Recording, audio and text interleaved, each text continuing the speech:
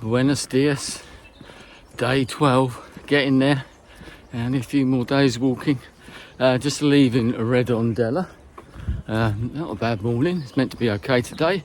No rain on the horizon for the rest of the walk, I don't think, which is good to hear. So I won't be getting the rain stuff out. 20k to walk today, so that's around about 13 miles, something like that. But so yeah, feeling good actually. Legs still feeling good. I've been putting a little bit of the old merino wool in my socks around my toes because it's supposed to help. I didn't need to do it, but it's certainly cushions, and I'm sure it's helping. I say, still, you know, touch wood and all that, still no blisters or spots of red bits, or and I see some other people's and think, oh dear. Anyway, I was after yesterday, I posted that little video of me sitting in the bar watching the world go by, and it was another one of those days, and I said, you know, Redondela's all right, but you know, could have fancied walking further, shall we say, and thinking, right, I'll go back. I bought something from the supermarket, probably just sort of sit in and all that. Anyway, I get back to a place I'm staying in, like an apartment place, and three rooms in it and a shared kitchen. And walk in, there's a guy there called Melvin, comes from Singapore. So I got talking to him, as you do, and he said, oh, I've got a friend coming from South Korea later. He's going to cook dinner. Do you want to join us? I said, well, no, I've already got something. Don't worry about it. So anyway, he insisted. And, oh dear, I'll walk up the hill, climb. And so anyway, to cut a long story short, I had a little siesta. The South Korean guy turns up, Inchi, his name is, and loves to cook. So he's cooking, and I'm just a bit of a climb up here, and I said, well, can I do anything? He said, no, don't worry. I said, do you want some wine? I said, I'll contribute some wine. He said, oh, yeah, that's great. He said, I love wine. So he cooked dinner, and then another lady came along, Cheryl, also from Singapore, and later we were joined by another woman, a Chinese woman who now lives in Canada, and so all of us, no chairs or anything, we just stood around. Lovely meal, Korean food, or mixture of Korean, but it's one of those things that you hear about, these what I call Camino stories, and people, hang on, I'm going to move it, cross over, going left. You hear about these Camino stories and meeting up with all these people, and climb. Right, going down now. Right. And so a long evening was spent chatting to all of them, especially to Inchi, who used to be a drama and a maths teacher. That sounds quite interesting, doesn't it? And a long chat with Cheryl as well, who's left her husband and child behind in Singapore, and she's just retired. She's only in her 50s. Obviously watching computers or something. But anyway, what turned out was a really good evening. Rather a lot of wine was consumed, I must admit, but one of those really good days, and you know, good evenings, completely unexpected. And as I said, and the place I was thinking, oh, I just not struggle through today, get through today, and then that'll be it. So you see the clouds on the top of the hill there, burning themselves off. So a really nice time. They've already gone off ahead of me. I may well catch them up. Inchi was threatening to do a barbecue.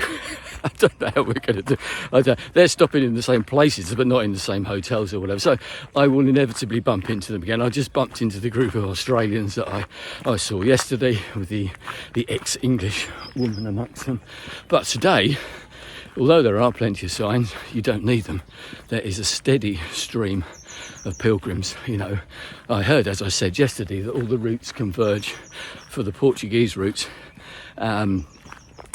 at Redondela, and there's certainly a lot more people, and there's only 20 past 8. One thing I will mention actually is that Inchi, Melvin was the other guy, and Cheryl all started their Camino from Lisbon. They'd walked all the way from Lisbon, and that's how they met. They met a couple of days later, went via Fatima, and actually, Inchy, I was mad. He did the Primitiva route, which is another one of the northern routes across the north of Spain to Santiago. He then went down to Lisbon, flew, I presume, down to Lisbon, and started walking again. He just loves walking. I said, well, can you walk in South Korea? He said, not really. It's not really conducive to that, I suppose. But, so, yes, I'm going to stop or I get completely out of breath. How far we got? 84.5 kilometres to go. Right, on we go. Adios for now.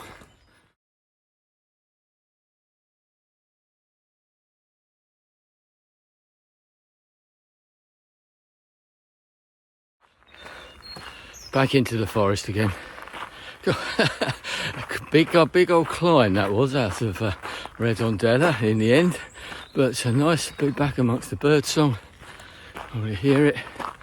Back in the forest. I think that's pretty much it for today. I think the terrain is. I think there's a lot of forest walking again today, which is lovely. It's not meant to be too hot. Meant to be sort of fairly overcast, as I said earlier, I think. But I've just seen one of those things that I noticed in Spain before, whereas you get a postman or post person at home delivering mail. Here they deliver the bread. They come round in little vans, and you know the old baguettes that they get, the pan, the bread, and deliver it, almost hang it off of door handles or put it through letterboxes almost. And I remember seeing it in a place called Salobreña down in the south of Spain. Myself and Julie were there. We stayed in this lovely little place, thinking about going back actually.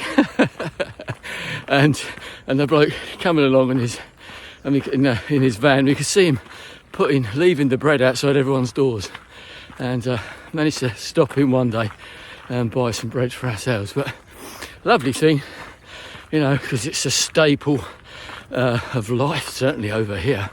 And as with the French sort of bread as well, it's baguettes. It goes off quite quickly, so they get it fresh every day. And I seem to remember that in Spain, that they have to open every single day, the bakeries, even Christmas Day, and pharmacies as well. And there are a lot of pharmacies, as you've probably seen. Anyway, into the forest, right back behind me. I can see, actually, I don't know if you can make it out in the distance, Redondela. So, on we go. I think I'm going to take this jacket off in a minute, you know. I'm warming up very quickly. Adios.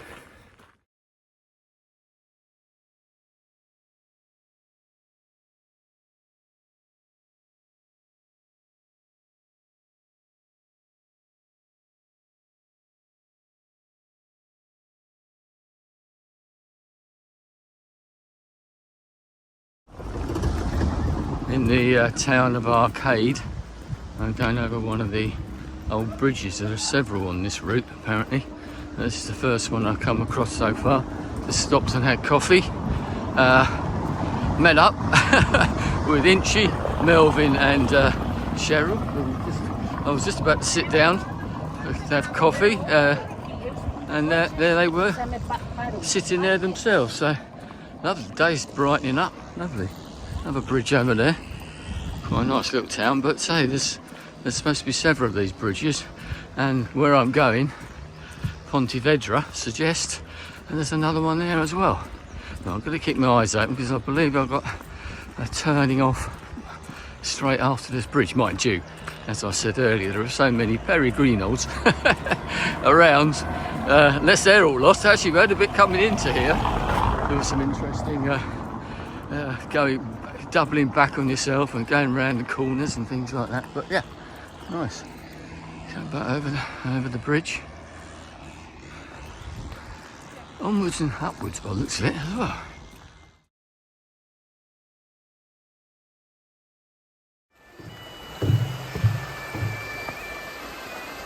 Over another little bridge.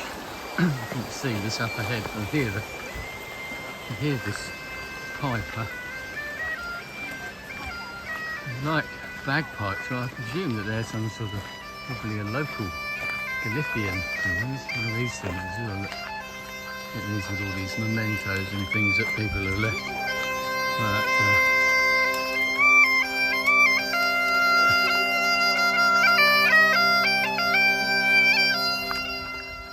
Serenade you on your way. Back into the forest again. About 9k left apparently, I believe. And oh, I'm going to get another hill now. A bit of a rock fall over here, see. And it's past this bloke, I say, playing the Galician bagpipes. Another marker. Let's see how far we are now. There we go. 76 on that one. And just going to mention actually, because I was saying about Cheryl and the guys who I can see up ahead actually, and having discussed this discussion, I was talked before about having these deep and meaningful discussions with people. I mean, okay, alcohol had been consumed last night, but of course, you know, you always ask, why are you doing the Camino? That's one of the opening questions that anyone asks anybody. And so, once again, I don't really know. I'll see when I get to the end. And with her, she, as I said, she's left her husband and son or child, I'm not sure, behind to do this. And one of the reasons she's doing it, because she's Catholic, and she's a bit of a lapsed Catholic, I suppose. And she's doing it, and as I said, she's walked from Lisbon via Fatima. So she went there and was very impressed with that. But was to pick the right moments to do this, doesn't it? And she's hoping to sort of regain some of her faith. And it was quite interesting, because I said to her, well, having walked all the way from Lisbon, I mean, even for me, walking from Porto 270 kilometres to Santiago, that's going to feel a real achievement. I'm not sure how I'm going to feel when I get there. No one really does, I suppose. But I said, but for you, a person of faith, to get to Santiago after having done those hundreds of miles, kilometres walking, it's going to feel really special. And I said to her, it's almost sort of envious in a way of people who have that faith, deep faith, whatever, and they go to these, a proper pilgrimage, if you want to put it that way, and they must get some real sort of solace out of it. I'm not going to turn religious in any way, I don't think, but for someone, you know, say, you almost envy them in a weird sort of way, that what she's going to feel when she gets there is going to be quite overwhelming, especially if she goes and visits the crypt where St James is supposedly buried. So yes, and so it's interesting, these conversations once again. In the first half, I had the little family people, obviously Norma and Victoria and others, Scott and his wife and Heather and that, and other people that you see about, and you think, I remember saying to Julie, oh, this is a different thing, because I've had a rest day, it's a whole new group of people, and obviously there are more of them now, but already met people and recognising people along the way, as you do, passing them every day or seeing them every day in different places, saying hello, etc. So, and I think we're still climbing, so I'm going to stop talking now. Adios for now. And swing round. This lady behind me in the red, I was just talking about faith and what it must mean for people of faith to do a pilgrimage like this. Well, I've just passed that lady, and on the back, on her backpack, she's got a sign which is basically saying that she's walking in silence. And as I walked past her, so obviously I didn't say anything to her, suddenly break her vows, like that Monty Python sketch. And but she's actually carrying like a rock in her hands, cradling it in front of her as she's walking. And I think, wow. And apparently at Fatima, I was talking about Fatima, the shrine down there, which the other guys went to, it's traditional for people to approach the shrine, vines here, to approach that shrine on their knees for like the last 100 meters or something like that. So real acts of faith in those. So right, twisty turny lanes, lots of climbing, lots of ups and downs today actually, topography wise. Hopefully we're heading down again. I say, I think we go over a river into Pontevedra, as the name suggests. So that suggests that we'll be going downhill at some time. Right, on we go. Final few kilometres into Pontevedra. Slight deviation of the trail, not far back. It split into two, and I was told by a guy on one of the little stall which did a stamp to come this way, because otherwise you'll be walking along a road for 4 kilometres, whereas you can come down by this nice stream. You can see it down here, and hear it if you can't see it. And as with all Spanish and indeed Portuguese streams and water, seawater, crystal clear. Yes, we could learn something from that, couldn't we? So yes, not that far away. I start feeling it a little bit today. Nothing drastic. I think it is partly the effects of the heavy night last night. I was going to have a quiet night, and obviously didn't have a quiet night. And but I think I will be today. 3 more days to go, but nice to get a proper rest in today, I think, or tonight in Pontevedra. See what the town's like. But I've still got my supplies from yesterday, of course. They're still all right. I could eat them for my dinner. I won't have to go out. So, right, nearly there. I'll show you the stream here, that you can see it going very, very clear. Right, on we go.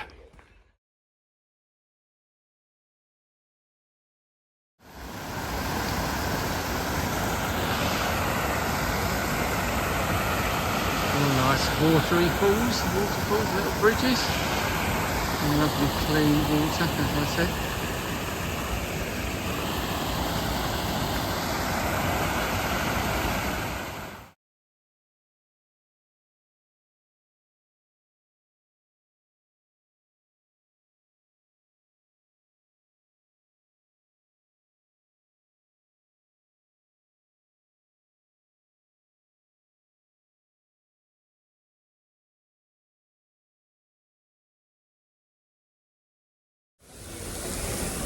Well, I've arrived in Pontevedra, nice little fountain behind me, and the official sign over there, you can see it up there. So in the right direction. My hotel isn't far from here, not sure exactly where, but yeah, a decent day. As I said, a bit tougher than previous days, but you know, you've got to have that. That's what it's all about in a way, isn't it? It's about challenging yourself. Nothing drastic or anything like that, you know.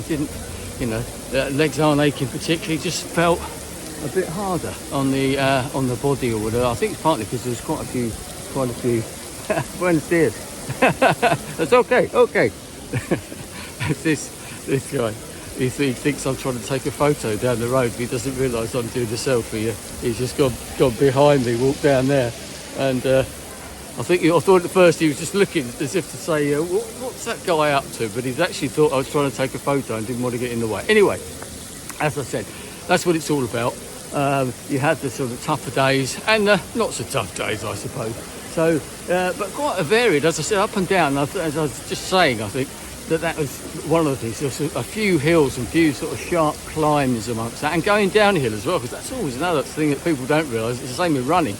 It's going downhill is really tough on your knees and on your thighs. One reason that I do use the stick is several people say, well, have you only got one stick?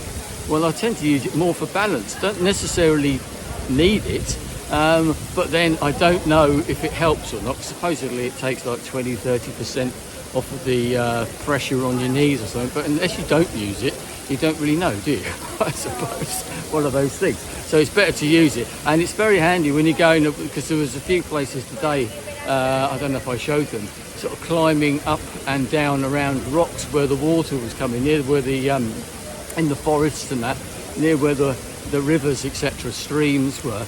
At times they obviously come down the trail, and you have to wind your way in and out on these rocks. So I imagine that's pretty treacherous when it has rained. So yeah, but a good day. I said I'm not far from here. Then obviously I've only got 3 more days left. I'm not sure that hasn't got a thing in it. I can't. So under 70k now, I think, to go. So that feels good.